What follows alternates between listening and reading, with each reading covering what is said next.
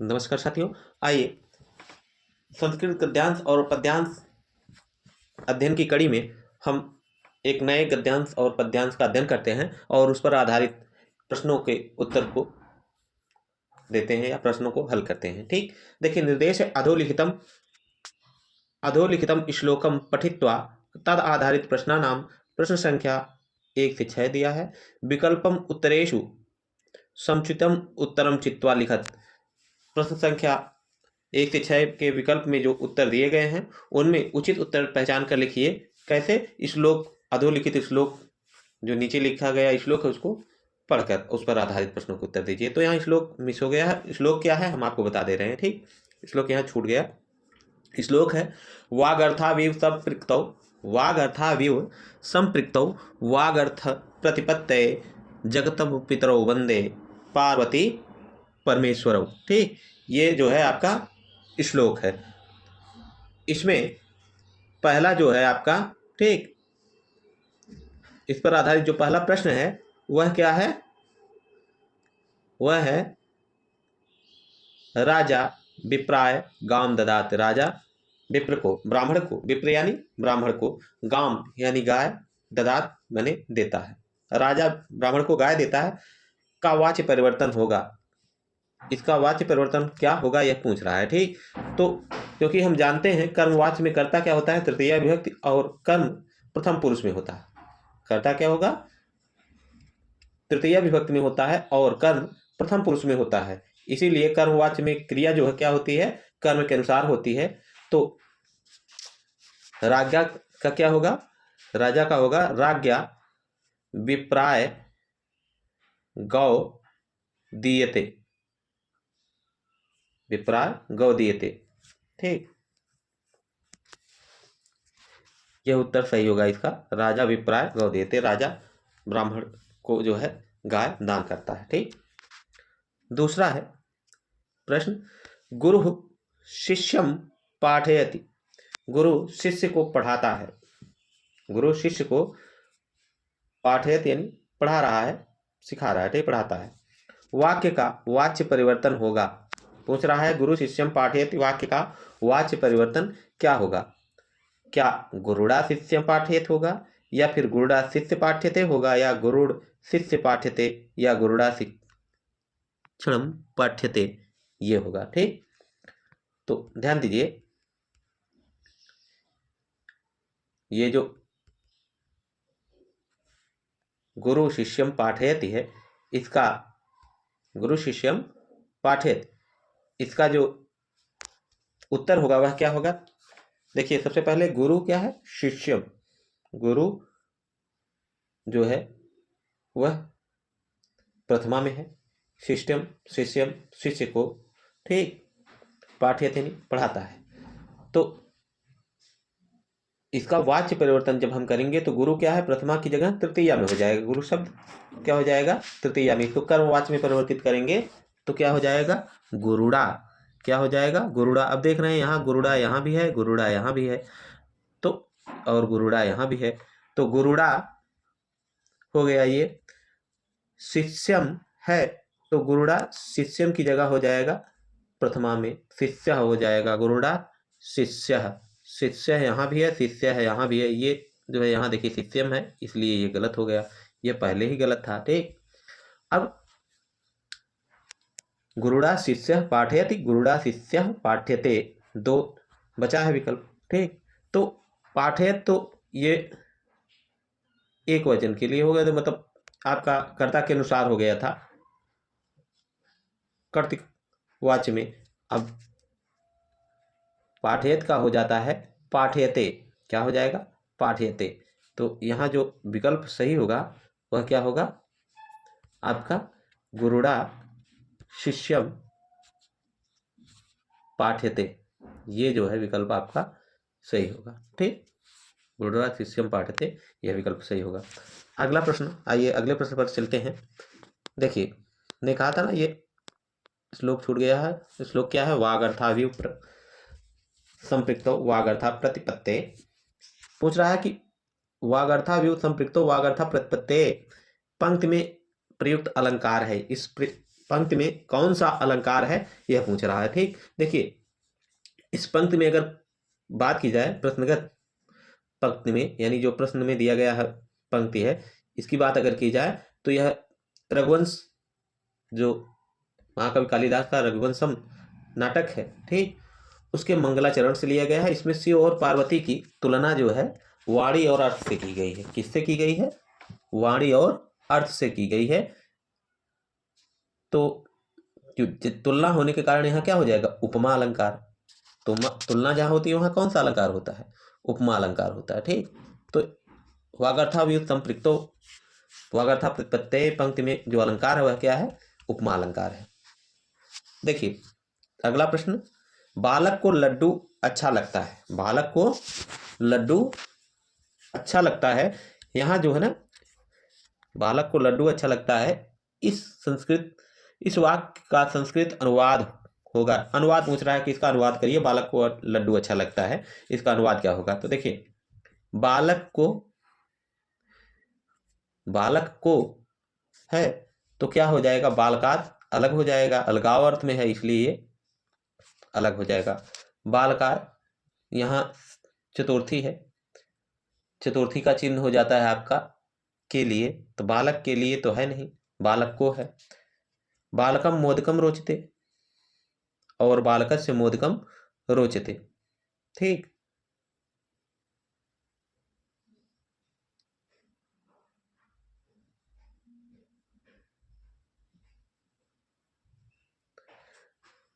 एक मिनट, यहाँ जो है ना बालकाय जो हमने किया है, देखिए बालक को लड्डू अच्छा लगता है, इस वाक्य का संस्कृत अनुवाद पूछ रहा है क्या होगा? तो बालकात मोदकम रोचते, ये तो गलत हो जाएगा। ठीक, और बालकस्य मोदकम रोचते, ठीक, ये भी क्या हो जाएगा? आपका गलत होगा। बाल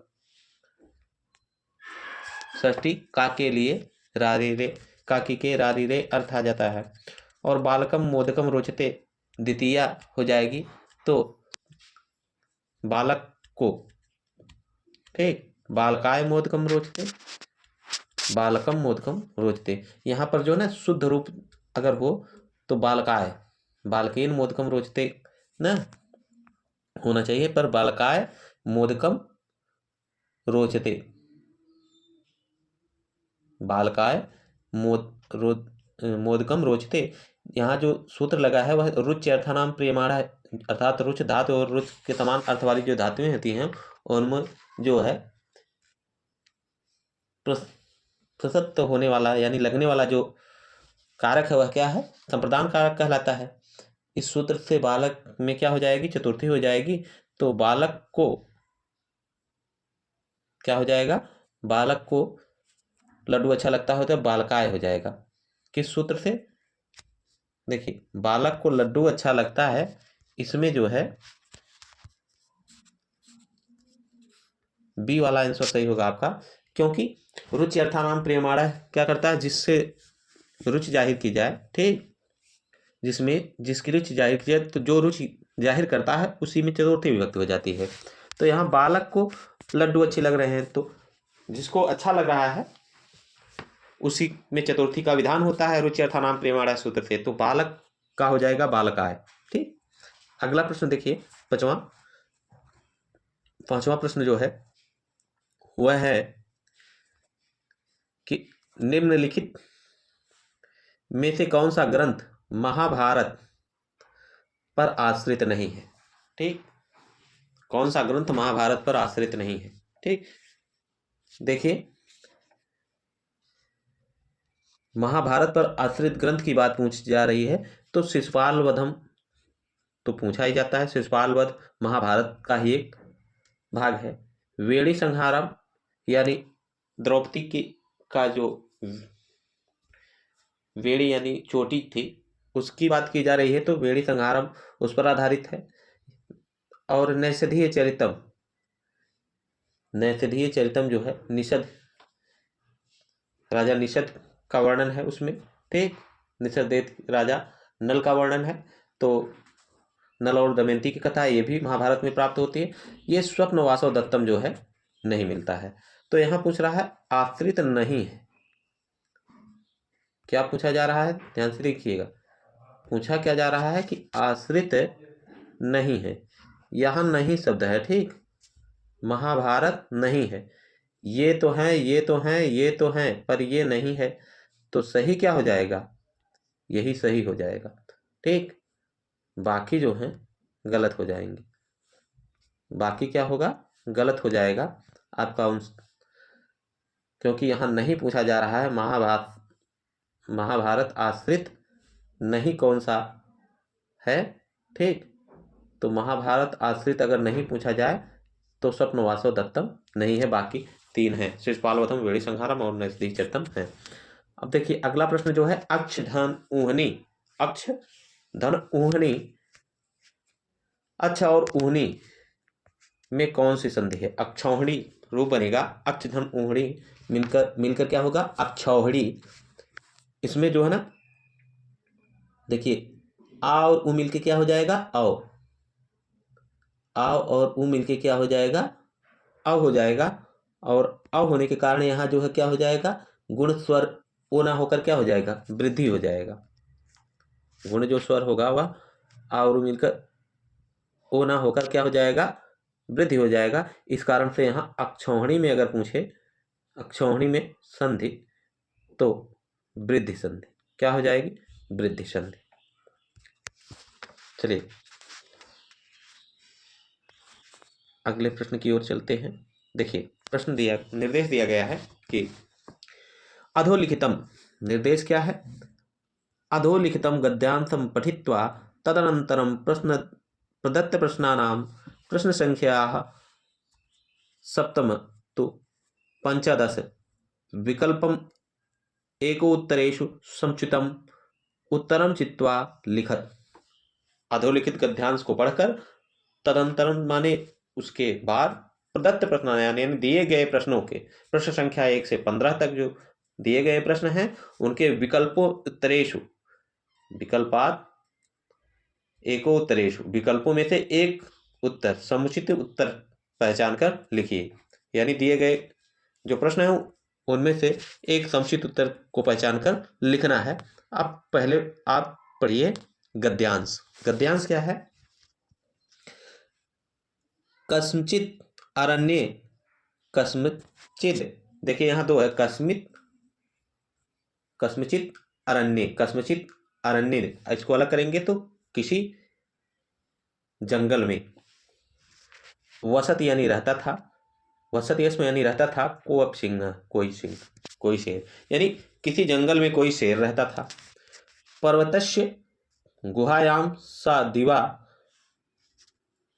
अस्वपत् रात्रौ च वने इतस्तः परिभ्रमण पशून् भक्षयत्।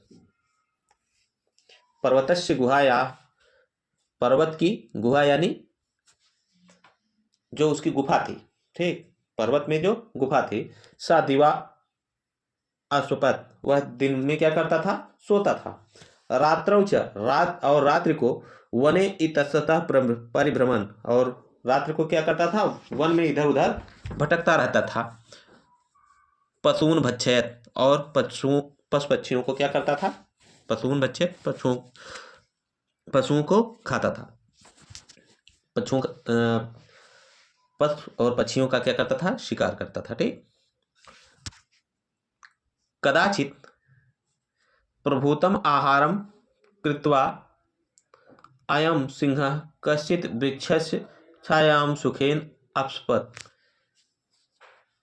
कदाचित कभी कभी, प्रभूतम आहारम कृत्वा ढेर सारा भोजन करके, कृत्वा प्रभूतम यानी बहुत सारा, आहार में यानी भोजन, कृत्वा यानी करके, अयम माने अयम सिंह यानी यह शेर, कश्चित किसी, वृक्षस्य वृक्ष की, छायायाम यानी छाया के में, सुखेन सुखपूर्वक अस्वपत् सो जाता था, ततः बहवः मूषकाः बिलात् निर्गत्य सानंदम सिंहस्य शरीरे अनृत्यन्। ततः इसके बाद बहवः बहुत से, मूषकाः यानी बिलात, मूषक क्या करते थे, मूषकाः यानी चूहे, बिलात यानी बिल से, निर्गत्य निकलकर सानंदम आनंद पूर्वक सिंहस्य शरीरे सिंह के शरीर पर अनृत्यन नाचते थे या कूदते थे या उसके शरीर पर इधर उधर टहलते थे। इतस्तः तेन पीड़ितः सिंह प्रबुद्धः अभवत्। इतस्तः तेन पीड़ितः सिंह, इससे वह पीड़ित सिंह प्रबुद्ध हुआ। तम प्रबुद्धम दृष्ट्वा पलायन्ते सर्वे मूषकाः आर्तस्वरेण अवदत्। उसको प्रबुद्ध होकर क्रोधित होकर देखकर, दृष्टवा यानी देखकर, पलायन्ते सर्वे मूषकाः पलायन करते हुए सभी चूहे आर्तस्वरेण यानी आर्त यानी दीनहीन, ठीक, आर्तस्वरेण दीनहीन वाणी में अवदत् बोले, भो महाराज, हे महाराज, त्वं किल पशूनाम राजा आसीत, आप जो है निश्चित रूप से ही क्या हैं, पशुओं के राजा हैं। प्रसिद्ध तव पराक्रमः, आपका पराक्रम प्रसिद्ध है। अहम तो क्षुद्र जंतु, मैं तुम यानी निश्चित रूप से ही यानी हम सब क्या हैं, क्षुद्र यानी छोटे, जंतु यानी जानवर, हम सब छोटे जंतु हैं, छोटे जानवर हैं। मम अपराधम, मेरे अपराध, मम अपराधम, मेरे अपराध को, तावत क्षमस्व, आप क्षमा करें, मेरे अपराध को आप क्षमा करें। माम माहि जय, माम माँ जय,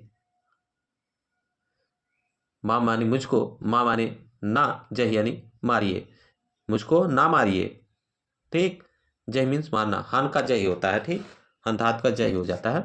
मैं दया कुरु, मैं यानी मुझ पर, मैं यानी मुझ पर, जैसे अस्मत् शब्द का होता है ना, अहम का सप्तमी हो जाएगा आपका यहाँ मैं, ठीक, मैं यानी मुझ पर हो जाएगा। दया कुरु, दया करिए। कदाचिद अहम,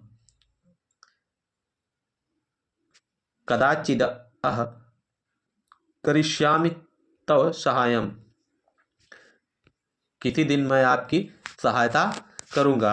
इति एतद् तस्य आर्तवचनं श्रुत्वा सिंहं तम मुंचत, ऐसा उसके आर्त वचन, उसके दीनहीन वचनों को सुनकर सिंह ने, आर्त वचन श्रुत्वा यानी सुनकर, श्रुधात में देखिए अक्तवा प्रत्यय लगा हुआ है, यहाँ श्रुत्वा हो गया, ठीक। सिंह ताम या तम मुंचत, उसको छोड़ दिया, किसको, चूहे को। अब देखिए इस पर आधारित जो प्रश्न है उसको ध्यान से सुनिए। मूषकाः कुतः निर्गच्छन्ति, चूहे मूषकाः कुतः निर्गच्छन्ति अस्म, चूहा जो है थे वे कहाँ से, चूहा जो थे वे कुतः निर्गच्छन्ति कहाँ से बाहर आते थे, बिलात बिल से, गुहार गुफा से, या फिर वनात वन से, वृक्ष मूलात या वृक्ष के मूल से। देखिए मूषकाः हमने पढ़ा कि मूषकाः बिलात निर्गच्छन्ति, ठीक, कहाँ से, बिल से आते थे। गुहा यानी यहाँ गुफा हो जाएगी, ठीक, ये वृक्ष की जो जड़ हो जाएगी, इसका वृक्ष की जड़ हो जाएगा, ठीक, वृक्ष की जड़ अर्थ हो जाएगा, और इसका वन हो जाएगा वन से, और यहाँ हो जाएगा बिल से, ठीक। तो कहाँ से आते थे, बिल से आते थे वो, ठीक।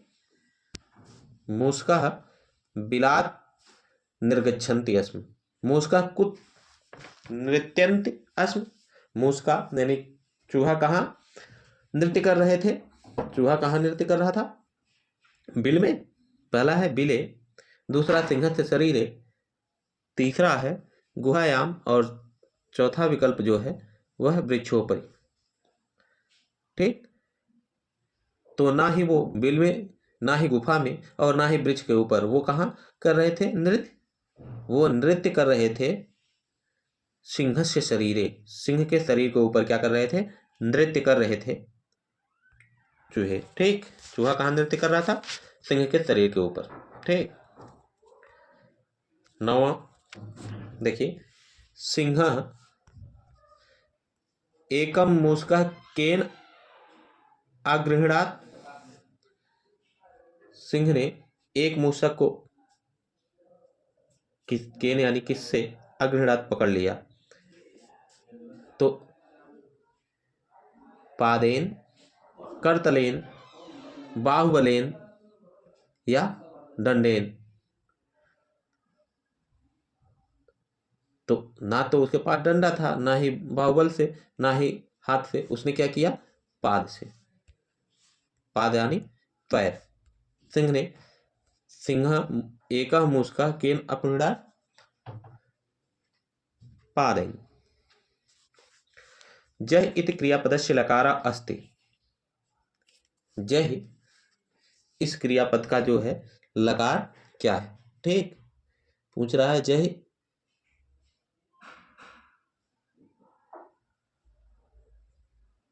पैर से या करतल, हाथों से, ठीक। आगे के जो पैर होते हैं उससे हाथ ही तो कहा जाता है जी, देखिए बोलते नहीं आप सब। करतलेन इसका सही होगा। हाँ, 10वां प्रश्न जो है वह है जय इति क्रियापदस्य लकारः अस्ति। जय इति क्रियापदस्य लकारः जो होगा यह क्या होगा, इसमें पूछ रहा है जय क्रियापद में कौन सा लकार है, ठीक। कि मुझे मत मारो, जब वो कहता है माम मा जही, मुझे मत मारो, तो जही का अर्थ है मारो। हन धातु से अगर हम लोट लकार मध्यम पुरुष में जाएंगे तो एक वचन में रूप बनता है जय। क्या, जय जो है ना, यह लोट लकार मध्यम पुरुष एक वचन, ठीक, एक वचन में रूप बनेगा क्या, जय, ठीक। देखिए अगले प्रश्न पर आते हैं हम सब। अगला प्रश्न है 11वां प्रश्न, कस्मिंश्चित् अरण्ये पदस्य संधि विच्छेदः अस्ति। कस्मिंश्चित् अरण्ये, हमने इसको जो है क्या किया, अलग करके पहले ही आपको बताया पढ़कर कि क्या होगा। देखिए कस्मिंश्चित् अरण्ये में कस्मिंश्चित् अरण्ये होगा या कस्मिंश्चित् अरण्ये होगा, ये दो विकल्प हैं आपके, बाकी तो ये वैसे ही गलत हो जाएगा, ये ऐसे ही गलत हो जाएगा, अब दोनों में है। देखिए कस्मिंश्चित् अरण्य करेंगे तो कस्मिंश्चित् अरण्य होगा, इसको अलग करेंगे तो होगा क्या, कस्मिंश्चित् अरण्य नहीं। ये देखिए पहले दे दिया गया, बहुत से लोग इसी में जो है गलत करेंगे। कस्मिंश्चित् अरण्य की, जब इसको कस्मिंश्चित् अरण्य अलग करेंगे तो कस्मिंश्चित् अलग होगा और अरण्य अलग होगा, तो उत्तर जो होगा बी वाला सही होगा कि कस्मिंश्चित् अरण्य, ठीक। देखिए कस्मिंश्चित् अरण्य किसी जंगल में, यहां इसका बी सही होगा। मई, मई शब्द जो है इति पदे विभक्ति अस्ति।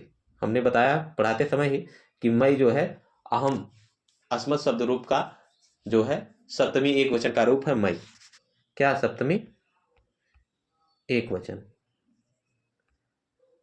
एक वचन, ठीक, सप्तमी एक वचन में रहेगा मई, ठीक। और इसी का अगर युष्मद होता तो त्वई होता, ठीक। क्या होता, त्वई। कस्मिंश्चित् में बी वाला सही है, मई में क्या है, इसमें भी बी ऑप्शन सही है। सिंह केन पीड़िता आसन। सिंह किससे पीड़ित था, सिंह जो था वह किससे पीड़ित था, सिंह पीड़ित था जो है किससे, देखिए सिंह केन पीड़िता आसीत, सिंह केन पीड़िता आसीत, तो यहाँ चूहे से, चूहे के नृत्य से, धावनेन, मुस्केन या बुभुक्षया। चूहे के नृत्य से परेशान था या फिर दौड़ने से परेशान था या मुस्केन चूहे से या फिर बुभुक्षया भूख से। तो सिंह जो परेशान था वह क्यों था कि उसके ऊपर जो चूहा था वह नृत्य कर रहा था, इस कारण मुस्कानाम नृत्येन, मुस्कानाम नृत्येन जो है सोते समय मूषक अपनी बिल से निकलकर उसके ऊपर उछल कूद रहे थे, इसीलिए वह क्या कर रहा था, पीड़ित था, मतलब दुखी था, क्रोधित था। निर्गत्य इति पदे लकारः निर्गत्य इति पदे प्रत्यय, लकार नहीं, निर्गत्य इति पदे प्रत्यय, निर्गत्य में प्रत्यय पूछ रहा है कि निर्गत्य में कौन सा प्रत्यय है। निर्गत्य यानी जाकर, निर्गत्य का अर्थ होता है क्या, बाहर आकर, यानी इसमें देखिए आकर, कर अर्थ में हमने जो है बताया था क्या, कर अर्थ जहां हो वहां क्या होता है, लेप। अक्तवा और लेप में बस हल्का सा अंतर यही है कि